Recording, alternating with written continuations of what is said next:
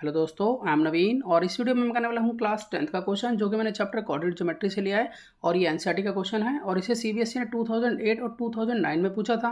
तो चलिए शुरू करते हैं। तो देखिए सामने में दिया है if A and B are 2 points having coordinates -2 and 2 -4 respectively, find the coordinates P such that A P equal to 3/7 A B. देखिए सामने में दिया है कि ए और बी दो पॉइंट्स हैं जिसके कोऑर्डिनेट्स ये हैं। तो इसको मैं रफली ड्रॉ कर लेता हूँ। जैसे कि एक लाइन है ए बी, तो यहाँ पर ए पॉइंट, यहाँ बी पॉइंट। ए के कोऑर्डिनेट्स हैं -2 और बी के कोऑर्डिनेट्स हैं 2 -4। अब देखिए यहाँ पर कोई पॉइंट है पी। अब इसके कोऑर्डिनेट्स जो हैं मुझे मालूम नहीं है, मैं एक्स वाई मान लेता हूँ इसको। देखिए यहाँ पर अगर मुझे पी के कोऑर्डिनेट्स निकालने हो तो मुझे क्या चाहिए, आप ये सोचिए। अगर मुझे पी के कोऑर्डिनेट्स निकालने हैं तो हमें रेशो पता होना चाहिए। तो रेशो जो है वो हमें इससे पता चलेगा। तो देखिए किस तरह से हम पता लगाएंगे इससे रेशो। तो पहले मैं इसे लिख लेता हूँ कि ए पी इक्वल है 3/7 ए बी के। देखिए ये जो मल्टीप्लाई में ए बी है इसको मैं अपॉन में लेता हूँ ए पी के। तो A P upon A B यहाँ इक्वल हो गया 3/7 के। तो अगर हम ए पी को देखें तो देखिए ए बी जो है वो A P plus P B के इक्वल है। ठीक है, अगर मैं A P plus P B को जोड़ूँ तो ए बी बनेगा। तो इसलिए मैं यहाँ पर ए पी को ऐसे ही रहने देता हूँ और ए बी को मैं लिख लेता हूँ कि A P plus P B, ये है 3/7 के इक्वल। अब हम यहाँ क्रॉस मल्टीप्लाई करेंगे। तो देखिए क्रॉस मल्टीप्लाई करते हैं अगर हम, तो ए पी को 7 से मल्टीप्लाई करेंगे तो बनेगा 7 ए पी इक्वल टू, अब 3 को हम ए पी से मल्टीप्लाई करेंगे तो बनेगा 3 ए पी, 3 को पी बी से मल्टीप्लाई करेंगे तो बनेगा 3 पी बी। अब यहाँ पर ए पी दोनों लाइक टर्म्स हैं तो इसको मैं इकट्ठे लिख लेता हूँ। 7 ए पी अपनी जगह पर है, 3 ए पी लेफ्ट में शिफ्ट होगा तो ये माइनस का हो जाएगा और यहाँ पर है 3 पी बी इक्वल टू के बाद तो प्लस माइनस माइनस, तो यहाँ आ जाता है हमारे पास 4 A P equal to 3 P B. अब देखिए अब हम क्या करने वाले हैं, यहाँ पर ए पी जो है वो अपनी जगह पर ही है, पी बी जो है यहाँ मल्टीप्लिकेशन के केस में तो ये अब इधर आ जाएगा तो डिवाइड में हो जाएगा ये। तो यहाँ ए पी अपॉन में पी बी, इसको हम ऐसे लिख लेंगे। 3 अपनी जगह पर है, यहाँ 4 जो है वो इधर शिफ्ट होगा तो ये अपॉन में आ जाएगा 3 के। तो अगर हम देखें A P upon P B 3/4 है तो हम कह सकते हैं कि यहाँ पर रेशो जो है वो 3:4 होगा। तो मैं यहाँ पर लिख लेता हूँ कि अब हम मुझे रेशो पता चल गया है जो कि है 3:4।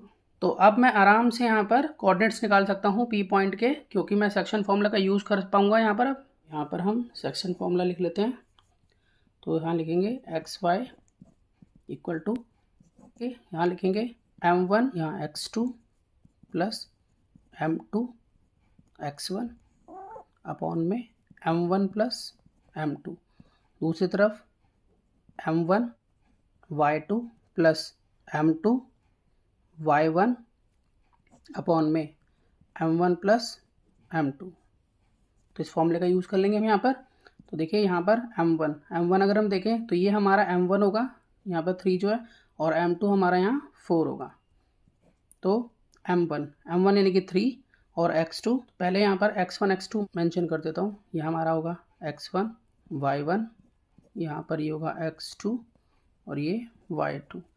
तो m1 3 था, x2 हम देखें तो 2, फिर प्लस, अब उसके बाद m2 4 है, x1 देखें तो -2 अपॉन में 3 + 4 कॉमा m1 यानी कि 3, y2 यानी कि -4 प्लस का साइन, फिर m2 यानी कि 4 और y1 देखें तो -2